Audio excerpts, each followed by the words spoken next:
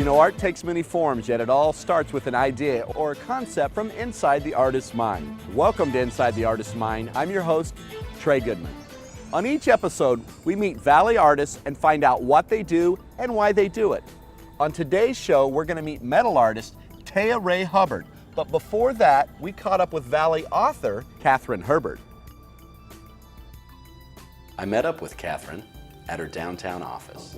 Hey, thanks for inviting me. Nice to see you. Looking forward to the We're going interview. to have a good time. Oh yeah, it's gonna be great. Okay. So Catherine Herbert, welcome to Inside the Artist's Mind. We're so happy to have you here today. Thank you. It's a privilege. And you're the director, you are actually the chairperson for the Scottsdale Community College Motion Picture and Video Department, Television Department. Yes, for the last 6 years. But more importantly today, we're going to talk about you're an author. I mean, you have written several books, numerous books. I've tried.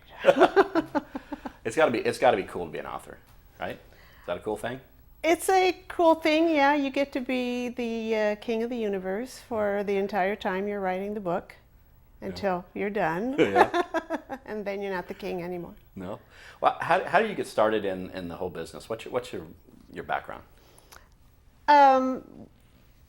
Well, as an undergraduate, I got my first agent. I was recommended by my English professor. So you knew you wanted to write from very early on? Oh, I knew from 7th grade, yeah. Was competing for a while between artist and writer, but Artist as in? as in sketches, pencil okay. sketches, Yeah. painting, that sort of stuff, and photography.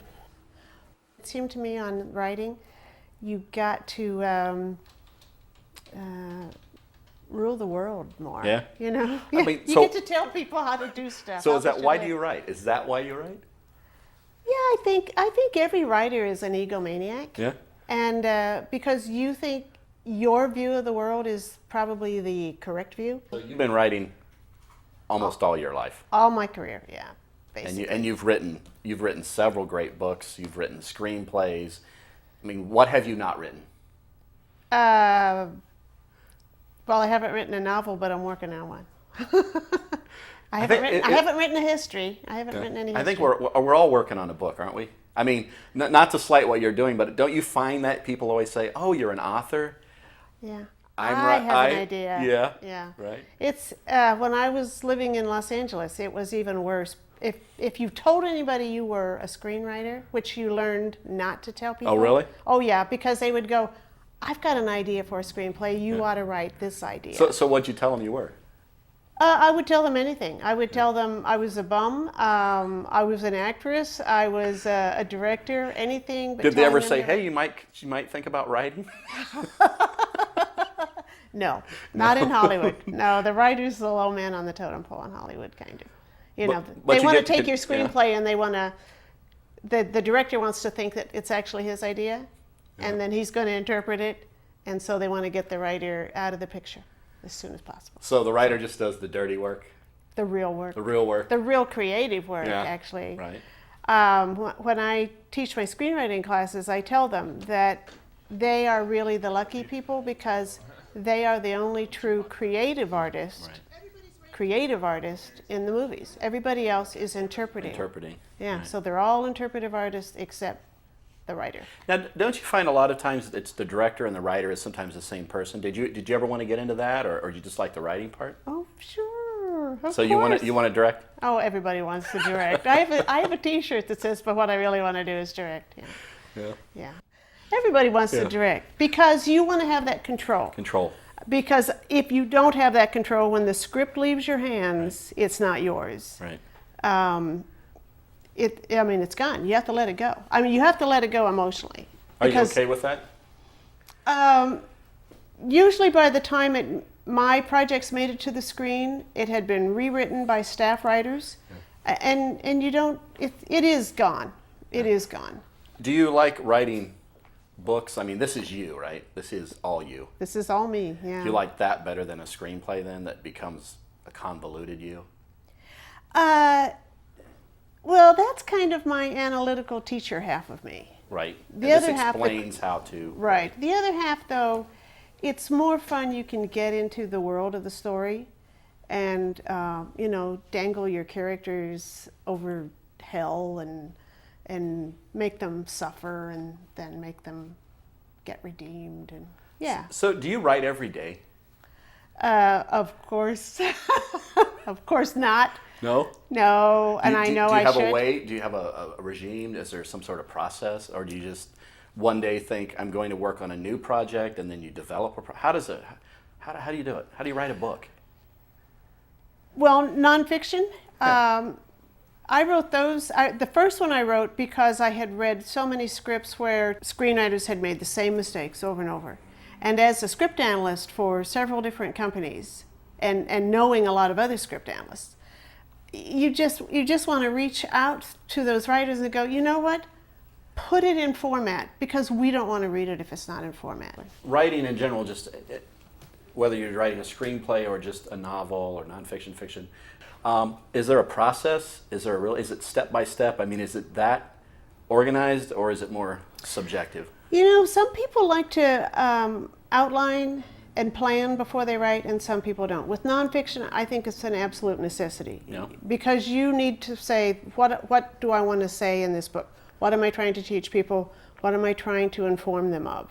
And that material needs to be presented in an orderly fashion so that the reader can follow it and feel like they're building a block of knowledge. How do you decide, like, how long a book is, where the chapter breaks are? How's that work? Chapter breaks are wherever you want them, I Really? think. Yeah, I mean, if you want There's to not like write a certain in number of scenes. pages. I mean, is there like some sort of a... When I wrote my first book, the publisher, my agent said, publishers like all chapters to be about the same length. Is that this one? Yeah, That's your first book? that's my first Okay, book. cool. They like them to be the same length, so please try and make them all 7 pages or whatever. Mostly I ignored him, and they didn't have any problem with that. With my most recent book, they Which didn't is- even tell me that. which is Yeah, this one? I just wrote whatever length I wanted. Where do you write? Is there do you write in a certain space? Do you write in a certain mood? No, I actually try to write every morning. You do? Oh, Yeah. I thought you said you didn't Yeah. write every day. Well, I try to write every morning. Okay. And then some mornings when I'm reading the paper for too long, or I'm late to school, or I have a meeting, I don't get to write. But generally, it's up, breakfast, write for at least an hour, go to the gym. And what go are to you work. writing? Like right now you're writing on a novel, or you I'm got working several on a things? novel. No, I'm working on a novel. So right just now. you're writing that. Yeah. So do you have to be in the mood to write, or are you forcing yourself to write? I mean, Yeah. how's that? No, I don't think you wait for the mood. You don't? No. So what about this writer's block thing? What is that all about? People, I mean, I actually don't believe in writer's block. no. No. I think you run dry now and then where you feel like you don't have anything fresh. Yeah. But then I think if you get away from it a little bit, but really writer's block, I think if you know where you're going in a novel or in a nonfiction book, if you know where you're going, then you've got a direction, you've got a goal to aim for, and you know that all of those scenes have to lead to that. Most of the successful writers did not wait for inspiration. I mean, Hemingway used to get up at 4 o'clock in the morning, and he had his typewriter on the top of a high filing cabinet, Yeah. and he stood there and wrote every morning. Really? Wow. That's probably why he drank every night, but Or maybe in between. So we're talking about writing, and there's always an editor involved in a book, right? Someone actually Yes. edits it. What is an editor doing exactly? I mean, you're the author, and you've Right. written it. You understand structure, grammar. I mean, you teach these classes. What are they? I don't understand what they're editing. What are they doing? Well, there's a couple of reasons that they edit. First of all, it doesn't matter how many times you proofread your own material, there will be errors, typos. Okay, that I understand. And I may write a paragraph, of course I don't ever do this because I'm such a good writer. I might write a paragraph that's very clear to me, and I think I'm being very clear to the reader. But an editor looking at it for the first time who does not have background in this field will go, I can't follow that sentence. So you edit sometimes and you write sometimes. Yes, I have. Do you like one or the other? I assume you like the writing. I like the writing. Editing, I think, is more creative than a lot of people think it is. You find writers who they don't really know how to tell the story in a way, so then you suggest ways to reorganize it so that the story flows. Understanding how you get a reader to go to the next paragraph. I mean, that's a big challenge in all writing, and that's That's kind of a basic rule in writing. You always want to make your reader want to read. Keep turning the page. That's right. The turning the page, the next paragraph in newspaper stuff, What's the toughest part about being an author? getting at the computer and doing it. Just doing Sitting the- down and writing, yeah. That's the toughest part. Yep. But isn't that also the Sure, coolest once you're part? there and I mean, once isn't that kind right. of the neatest thing, right? You're It is. creating this, like your fingers are doing that, and then those words are popping out, right? Yeah, it's both. So it's kind of You got to get yourself there, Yeah. and that's always the challenge, to get yourself there, because it'd be easier to watch a movie or have another cup of coffee. lots of distractions, right? Or go out with your friends, yeah. But isn't that all research? That's what you tell yourself. Yeah, you tell yourself a lot of stuff. So, what advice do you have for somebody that wants to become an author or writer? Well, first of all, sit down at their computer and start. Take classes. Classes can be very helpful. Even if you don't get any decent instruction, just being there, having deadlines, You know, speaking of writing, how many times do you rewrite your work? lots. And how do you know when to quit rewriting it? I don't think there's a writer that ever stops rewriting. I mean, every time you sit down, you will find at least one sentence you want to change. So do you just stop sitting down? I mean, when do you stop rewriting? Well, when the book gets sold and it's done, then Would you rewrite this? no, I don't even want to pick it up, because you're so into it and Yeah. it's so intense for so long that it's just nice to step back from it. I mean, I know all that material in Right. there. I teach it But every how day. many times did you rewrite this?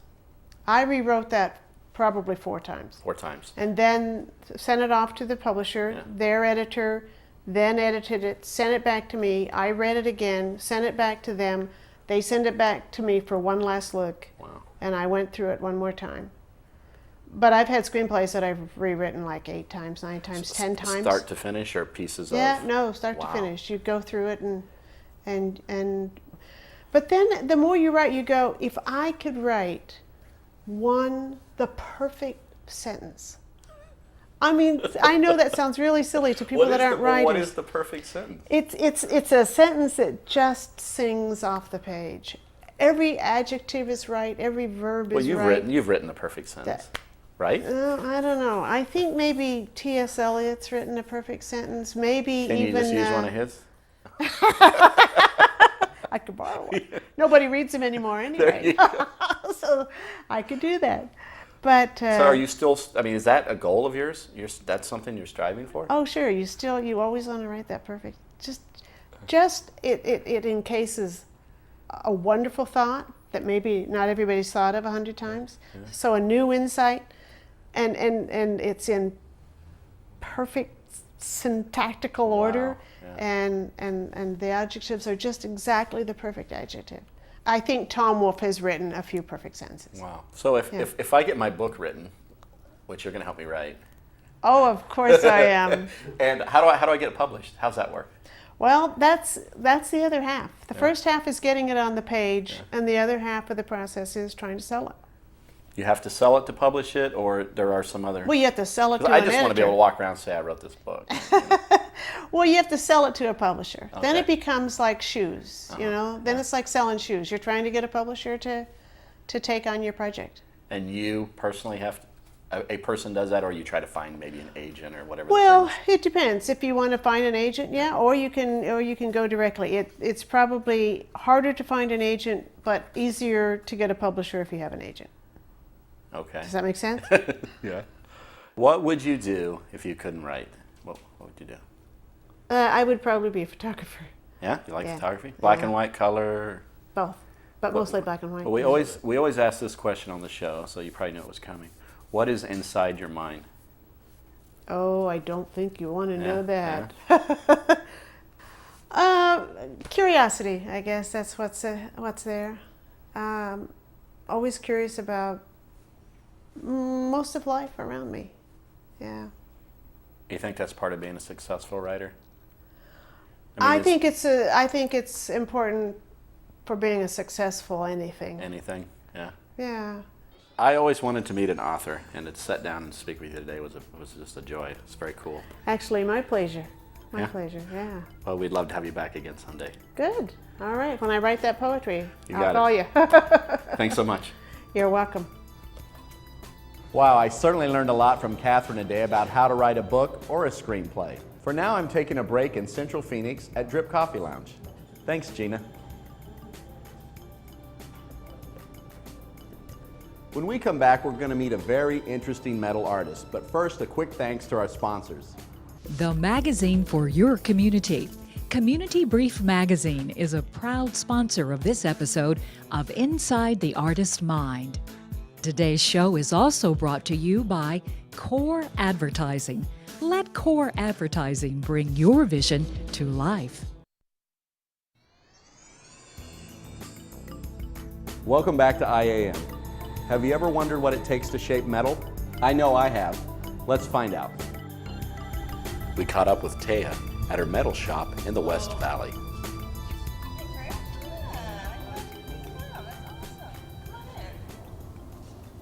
So Taya Ray Hubbard, we are so happy to have you on Inside the Artist Mind today, and thank you for inviting us into your metal shop.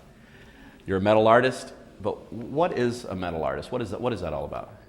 I guess it could involve many different things, but for me, it's just taking sheets of steel, lengths of tube, and cutting it down, breaking it up, and being able to make forms and objects and things in space. I guess I don't know, using iron.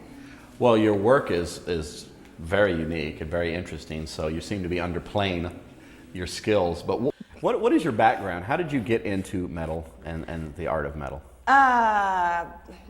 I don't know. I grew up in Minneapolis. My whole family was really creative. I was, it was a really open atmosphere to pretty much explore anything I wanted to do. And went to school for art. Ended up getting my BFA. Got a school or a scholarship to grad school, and went there. So you went to grad school too? Mm-hmm. Wow. Okay. So how is working in metal different from the other arts? I mean, what do you feel? It's just something.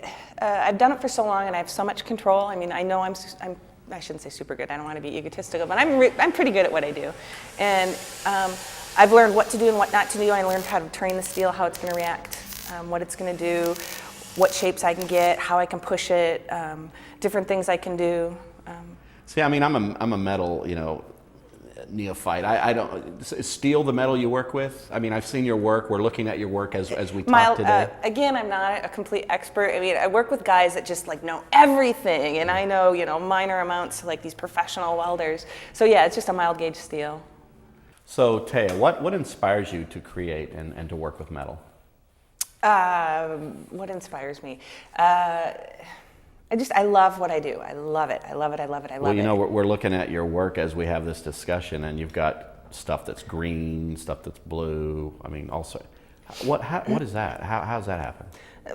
There's just, again, the steel will do so many different things. I mean, you can do heat patinas, you can do surface patinas, you can. And what is a patina? Patina is a chemical reaction that the steel kind of just reacts to it, and. So that's what makes it turn a color? For the most part, you get certain kinds of color with patinas, and then a lot of paint. A lot of things. Actual acrylic paint. Yeah. Wow. Yeah. Well, what are some of the tools that you use? I mean, looking around in here, I see all sorts of things that I could get pretty dangerous with. It looks like. I mean, what do we use in here? Well, it's interesting. I wanted to bring this up. I don't know if you were going to bring it up later or something, but again, I know you interviewed an author earlier, and I thought that the juxtaposition between somebody who works with paper, or words on paper, and then I work with these sheets of steel, it's really similar. If you're going to build something out of steel, it's very similar to paper. I mean, if you need a paper, scissors, and glue, and that kind of correlation, and it's very much I have a shear and notcher and break, and my glue's the welder. So you see a correlation between paper and the metal? Definitely. Yeah. I mean, a lot of people are like, "Ooh, make this," and I'm like, well, how you have to think with steel is sometimes you have to think about how could I build that in paper. Well, what all tools do you use now? Shear, which is basically scissors, okay. Like a notcher and a punch, which just like punch holes or notch corners. Right. I have a finger brake. What's a finger brake? It's like this 4-foot long thing, and it's you can remove fingers. That sounds pretty dangerous. Yeah, I've got all 10. And like you can break things at angles. Oh, And if okay. you have like a box that's got a side and you want to break it up, you can remove a finger so the side can go in. And hopefully there's maybe some footage you can see. It's hard to explain. And what else you work with? Welders, grinders, air tools, pneumatic tools, just about anything. I've got a plasma cutter. It's this Now, awesome- what is a plasma cutter? What is that? It's an X-Acto knife for steel. Wow, And that it's- sounds pretty awesome. Yeah, it's fun. It blows a lot of sparks and hot air and. So what is the process to create a piece? Take me through the process, like. A lot of times, sometimes I'll have a client come to me and request something, and I want this, or I've got this space, or I love this piece. Can you adjust it for this, or I love this palette, or so there's a lot of push and pull in terms of working out what somebody likes, or. So do you draw it out on a? I can do sketches. I can do So once you say draw it out, maybe, then what's the next step? Next step would be pretty much measurements, sketching it on the table, deciding how deep it's going to be, how high, how it's going to hang, where's the hanger, what shapes it's going to be, what parts That's a are. lot. I mean, that's a lot to think about. Yeah, it's the part that it's really exciting though. I really enjoy it, not only the process and the mundane process and the repetition sometimes, but also the planning and the mathematics and the. We're seeing the work today. It's very interesting. It's very unique. I could never do anything like that. It's like looking at it going. Bet you could. I think you'd lose Drag that. you over here. I'll show you how. You want me to try something? Is what you're saying? Of course. We gotta put you into 100% cotton though, I think. So. This would probably catch. Yeah. Well, I have to ask the crew what they think about that. You know what? I guess they're gonna say we're gonna do something. Rock and roll. So we'll have to give this a shot. So. Awesome. All right. We'll do it after the interview. I'd love it. But so in general though, how do you know when a piece is finished? In general, it feels good. It looks good. It just kind of resolves itself. Well, what's your favorite? Do you have a favorite piece that you've done? I have a couple favorite pieces. Mostly, I give them to a best friend of mine, and she houses things that I don't think will sell. But I'm very fond of them, and I usually don't want to give them up. So she has a beautiful house to show them in. So. Why do you create the metal art that you create? I guess I've started down a certain kind of path. I mean, again, I feel like I make a couple different kinds of things.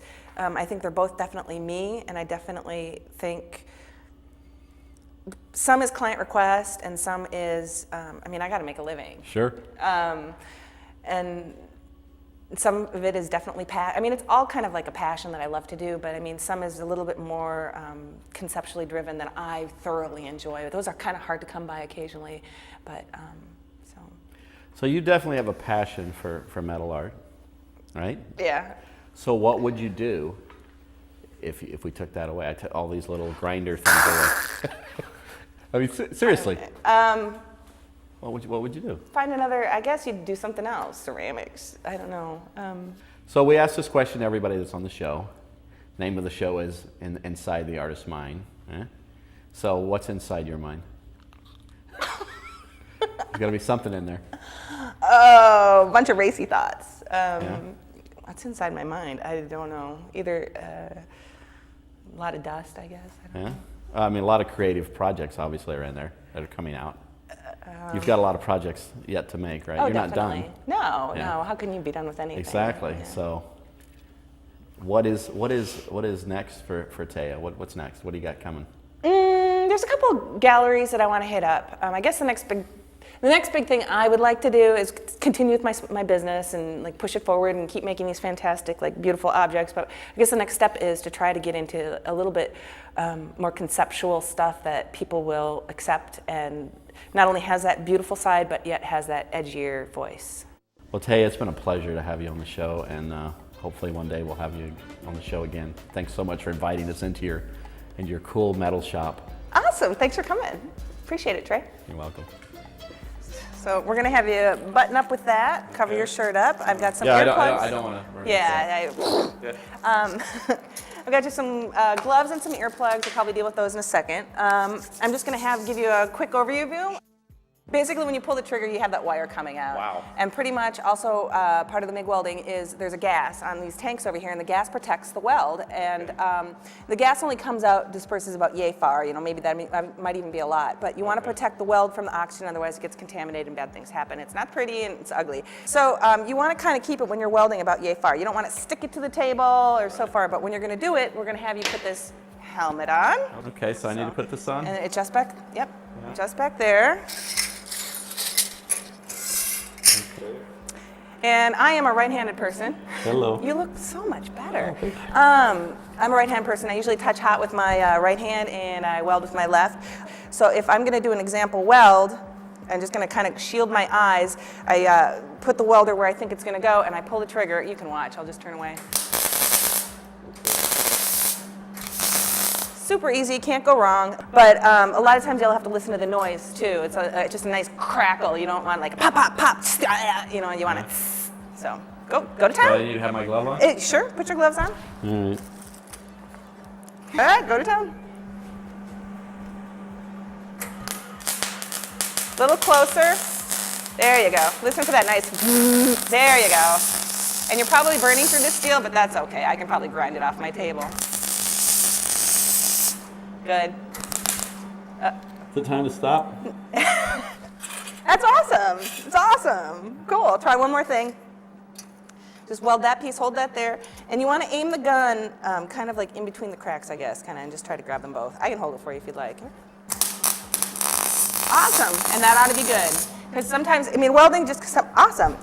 Sometimes welding is just a little bit of a, you know, you just want to tag it. You just kind of want to kiss it and touch it. And Wow. You don't want to, because then the steel I will kind of drop. wanted to go. Yeah. This program was made possible by Community Brief Magazine, supporting the arts in our community. And by Core Advertising, bringing your vision to life. Wow, I learned a lot today. How to weld and how to write a book. If you have any comments about the show, we would love to hear from you. And please direct them through our website at InsideTheArtistMind.com. Until next time.